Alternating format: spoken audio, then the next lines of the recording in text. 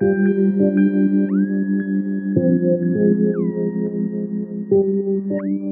everybody, I'm Philip, and today we are going to watch the Nathanos Blightcaller cinematic from the Shadowlands pre-patch event. I have not played Warcraft in a minute. Long story short, BFA just wasn't very fun for me, especially when the story went sideways and they went like, I don't know, there was so much potential in the beginning and it felt like they just tried to shove multiple expansions worth of content into one. And I haven't been a fan of Activision's handling of Warcraft, but that's another video for another time. So I didn't finish all of BFA, and I stay up to date through YouTube channels, and one of my favorites is Taliesin and Evatel. And I saw on their most recent video up right now, as of this recording, they're talking about Shadowlands and the pre-patch. Taliesin mentioned that there was a Nathanos Blightcaller cinematic, and I knew I had to watch it. I was like, I have to watch this and see what this is about. I don't know the entire lore. I know what happens with N'Zoth. Also, by the way, I'm Horde.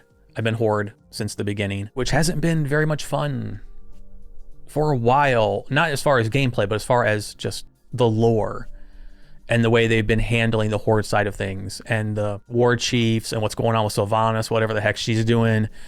She went from being my favorite character way back to I don't know how to feel about it now. So the last interaction that I had with Nathanos was when he was being a massive douchebag on the boat and in cutscenes in Zuldazar, in Dazar'alor. I could go on a rant about that place too. Like, so much about BFA just doesn't work for me. So I don't know how we've gotten from D-bag on boat Nathanos to whatever's going to happen in the cinematic. I know he's at his house.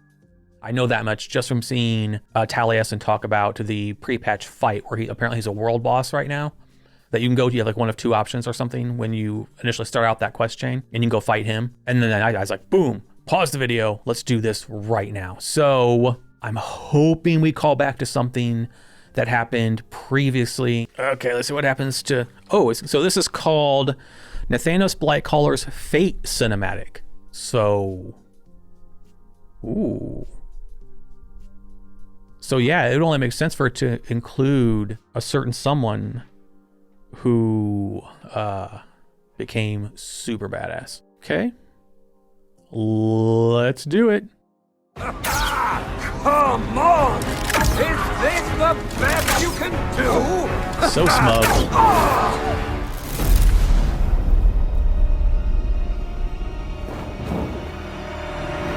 Yes. Oh.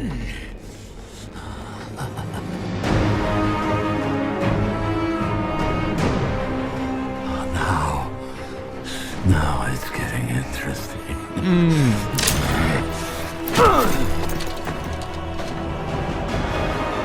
Oh, yes.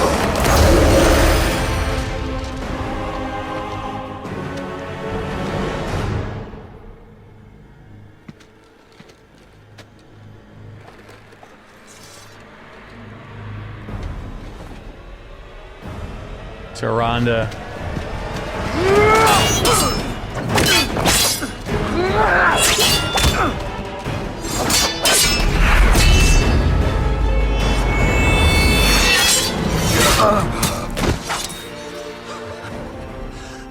Your power has grown. Her out. Where is she? With him, of course. In the darkest place. Along with every soul burned to ash in your precious tree. Where is she? Go on. Kill me. You'll send me right to my lady. Beyond the veil, she's shattered. Oh, Tyrande. High Priestess. Night Warrior. Completely powerless to stop the coming.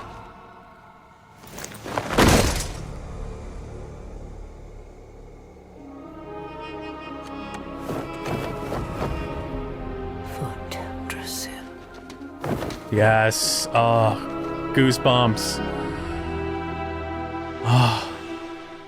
Oh, that was so nice. I do wish it was a little longer. But yeah, they've had that coming. Nathanos has had that coming. I love Tyranda's transformation into the Night Warrior. I love her story arc right now. And she's 1000% justified. You know, like I said earlier before the video, it's been so hard to be Horde lately. This is a big reason. Teldrassil, I know it's just a game and you know, these are just characters, but I love the lore. It's one of the reasons I still stay up to date with it. I watch Noble's channel because he just does such a good job with the lore and it's so interesting to me. Even if the gameplay isn't fun, even if I think Activision has slowly sucked the soul out of the game, the lore is still fantastic. And this was a very hard pill to swallow. It's like, how can we watch what happened and be okay? Like, there was no justifying it, at least to me. It was just kind of like Sylvanas always felt like in wrestling terms, a tweener, but she went full heel. And typically I'm more of a fan of the villains in movies and comics and video games. And here it was too much. Like she went too far. You know, she went from being my favorite character in the game just because she had her own kind of redemption revenge story against Arthas. She went from that to just almost cartoony, like she just needed to twirl her mustache. And yeah, so this was catharsis to the nth degree. This has been a long time coming for Nathanos, and I really look forward to the showdown between Sylvanas and Tyrande because holy crap. Not feeling the Shadowlands lore story so far, what we've been given. So yeah, this has me intrigued. Where do we go from here? You know, is what Nathanos said true? Is he just gonna go? He's gonna go to the void, to the ether or whatever. And Sylvanas is already there with like the jailer person or whatever. So what happens there? So yeah, it's interesting that she outright killed him instead of like capturing him or using him as bait. I get why though. When she said for Teldrassil, hell yeah. So this story right here though will definitely, I think, be enough for me to play Shadowlands just to watch it unfold. If anyone should understand and respect someone's need for revenge, it's Sylvanas. I get that she doesn't want to go back to where she was pulled from, but she's gone to some crazy freaking lengths to make sure that doesn't happen. I hope there's more to it. I'm over the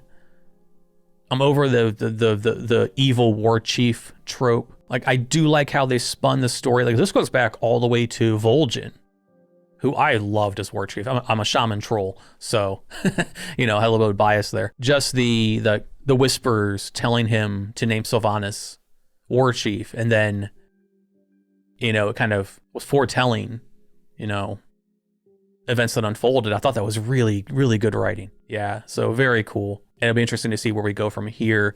If you watched this, let me know what you thought of it in the comments below. What are your thoughts and what you think is going to happen in Shadowlands? Because clearly we're going towards that showdown, but is this just going to be another expansion of Evil War Chief Falls? And I would hate to see Sylvanas killed off. I don't know, they just keep writing the same story over and over. Well, the same story arc over and over.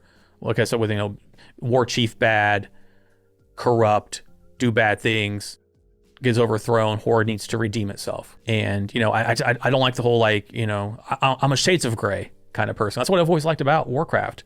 Horde is never all evil and Alliance is never all good. Horde does good things, Alliance does evil things. You know, it's that Shades of Grey. So we'll see how this one unfolds. But that's going to wrap up this video. This very, very pleasing video. As always, I don't have a fancy outro, so I will simply say, I will see you in the next video. Thank you very much for watching. Goodbye.